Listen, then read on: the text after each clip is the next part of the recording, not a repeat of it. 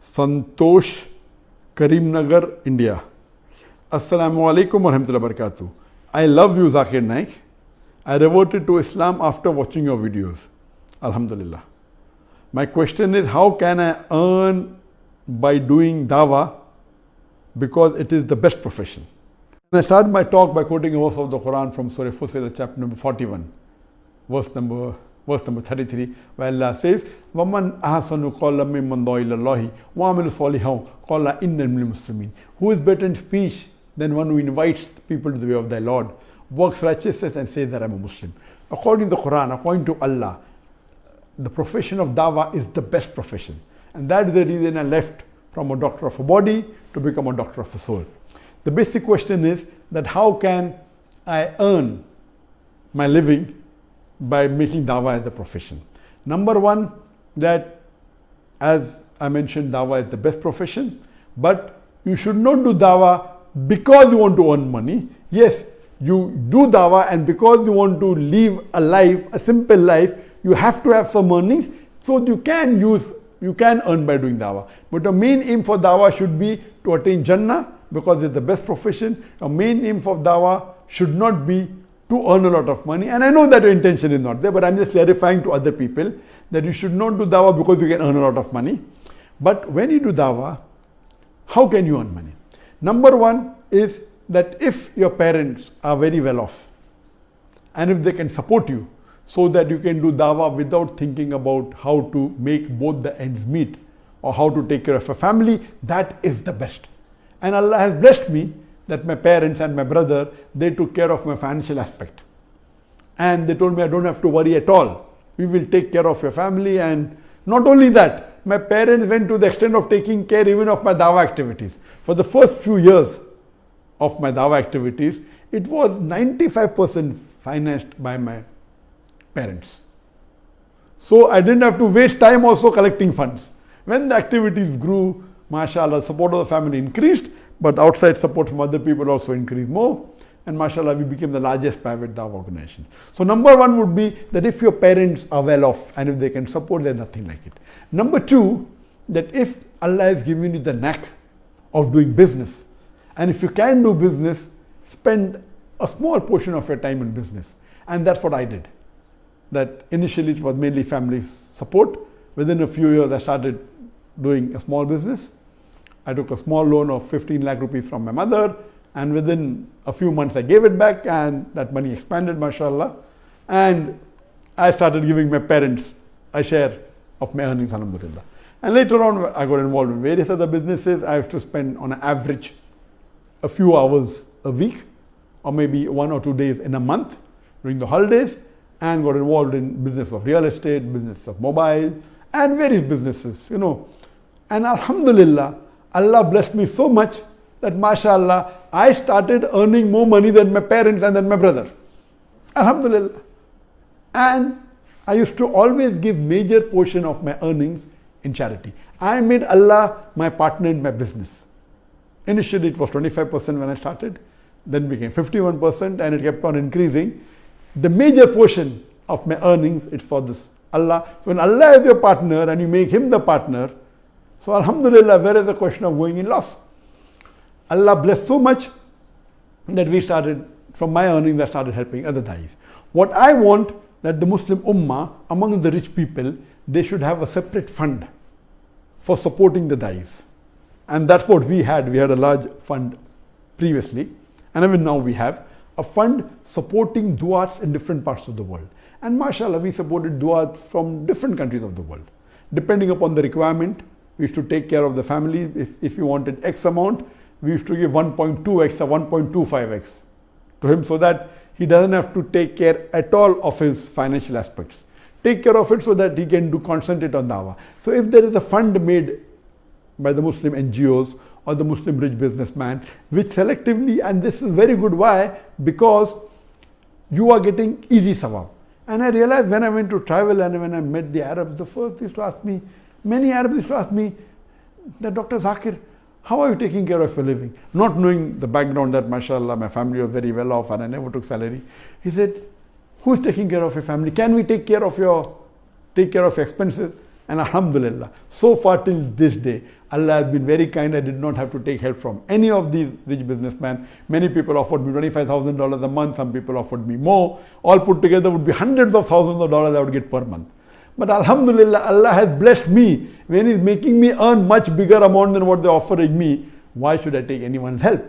So the best is from a family. Second best is if you can do a business and make a business if Allah has given you that knack. If not, don't get involved with business. If you don't have that business acumen, please do not waste your time. You will come into bigger problems if you are not well with business. That reminds me of the Sahaba of Abdurrahman bin Auf, may Allah be pleased with him. People used to tell that whatever he used to touch used to be gold. He was an expert in business. When he did Hijrah to Medina, when many of the Muslim Ansar wanted to help them, he said, no, show me where is the market. And he used to go to the market and come back with a lot of wealth. So Allah had given him that ability. So what you have to realize, next would be having your own business. Number 3 is NGO, or they can be Muslims who can have a separate waqf or a fund for the da'i. As a last resort, you can do some halal. You can join a dawah organization.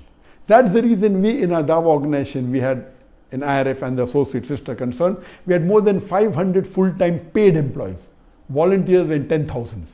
It was the largest private Muslim dawah organization in the world, which the present BJP government could not digest, and that's the reason they laid allegation.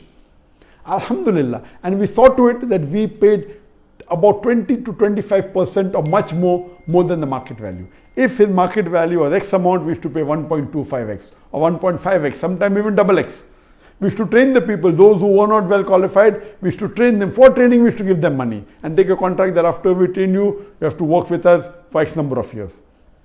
And mashallah, this way, if you can join a Muslim dawah organization, that would be the best, who can take care of a financial aspect. If not, the last resort would be you do a halal job.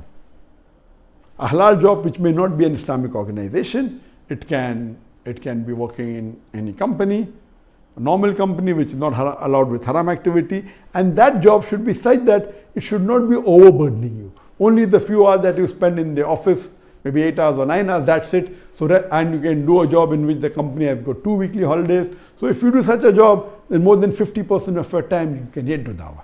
You can do dawah on the 2 days on the weekends. You can do dawah when you come back from office at home. This is option. And you should pray to Allah subhanahu wa ta'ala. A da'i normally should see to it that he makes his requirements very less.